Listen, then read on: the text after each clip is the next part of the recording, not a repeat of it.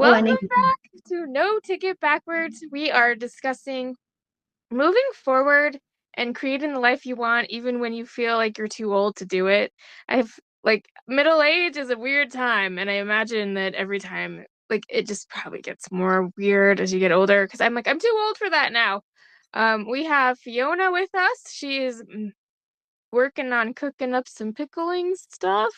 Yes, I've got some star anise and Mm. I'm pickling some cherries. Star All anise right. and stick. And I've never made these before, but I'm going to have a go. I'm starting something new, trying something new. All Starting right, over. Fiona, Yeah. what do you have about starting something new, creating a new beginning for yourself, regardless of what season in life you're in? Everybody has the right to change and grow. And we all grow through different stages. And I don't think there's any moment in life that is too soon or too late to start trying and growing differently and being who you want to become.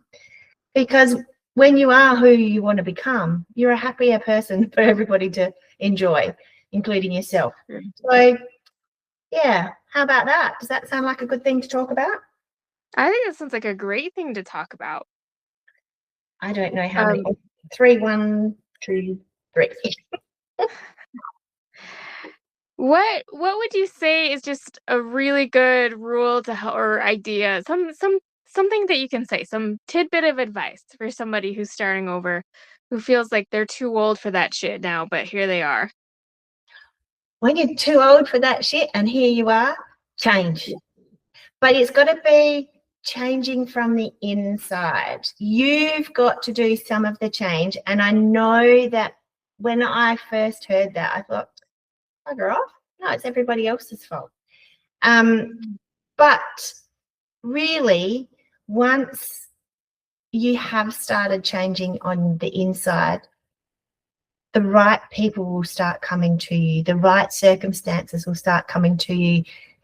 And like somebody once said to me, you just need to find joy and then everything will work out. I'm like, huh? What does that mean? What does that mean? Well, it's absolutely true. But I didn't know what joy looked like, felt like, sound like. I thought I did. And then I experienced it and then thought, oh, no, there was something a little bit not quite right there. Actually, I want it to be like this. And then I didn't really put a label to the word. It was just more a feeling. What is it that I would like to experience? And then started imagining what that would happen. I might be going off on a bit of a tangent here, Taiza, but somebody once helped me in this sort of process by imagining a moment in my future, imagining what it smelt like, tasted like, sounded like, everything. And the hardest part for me in all of that was imagining how I felt on the inside. How was I feeling? And I didn't really know how to do that well until someone said, well, you can borrow a memory. I'm like, what does that mean? So I can remember back, and it might have been a split second of where I had a feeling in a moment of a memory. I could have been 3 years old. It didn't really matter how old I was or where I was. But just like this little memory, it doesn't even have to be the same sort of scenario. But it was just that feeling, like that little moment of like absolute joy on the inside. Like, oh, I like that. So you can borrow that memory, put it into the moment right now, but you can also put it into the future, that memory of that little feeling, and just like hold it. And one of these people said, try and hold that feeling inside of your body for half an hour. Let me try it for 5 seconds first, which is fine. Like, just try it for 5 seconds and then try and hold it again. So I would do it in the dark, or if I was out walking where there was no one around. Like, if I really wanted to be smiling and just genuinely like coming from inside of me out, So as I'd go to sleep, I'd be in my like fetal position, lying on my side. I'm smiling and imagining and trying to hold that feeling for as long as I could, because it was in the dark, nobody could see me. My face was away from other people, no one could see me. My husband couldn't see me. Kids walking into my room couldn't see me. And just trying to hold that for as long as I could.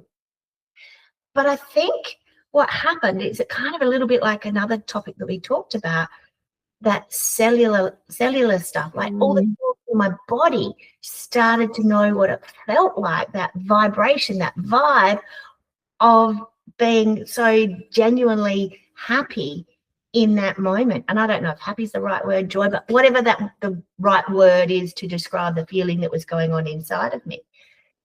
Because I think when we change, like we enjoy something new, but then it's like, how do we receive it? And how do we continuously receive it in a way that we accept, and probably how other people think it's appropriate to accept? Like when something's new, it's new to you, so you don't know how to experience it. It's not like, it's more of a conscious effort when it's something new, whereas something it's an old habit, it's like muscle memory. So trying to hold that new feeling that you've borrowed from another situation and practicing it, it helps it to be like muscle memory in every cell of our body. But it goes along with it. It's a lot like exercising. It's like if you're really out of shape and really overweight, it's very different than exercising when you've been more athletic, right?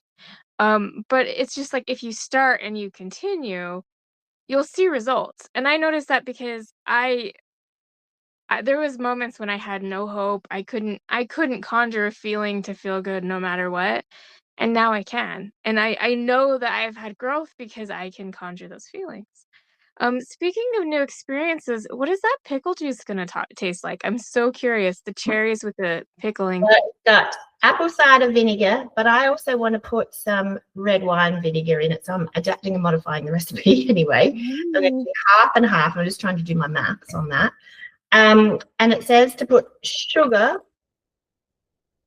and somewhere I read in here to put honey instead of sugar. And I have my own homegrown honey, so I Ooh, might try you have that. bees? I didn't know you had bees. Yes, I have bees. Amazing.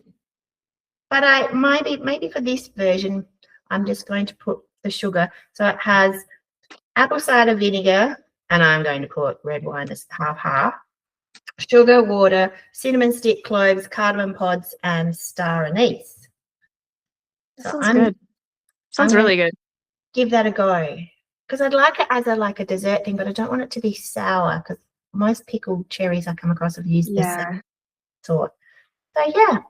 Pickling recipes and recipes for how to start over, no matter what season of life you're in. Lovely. Thank you, Fiona.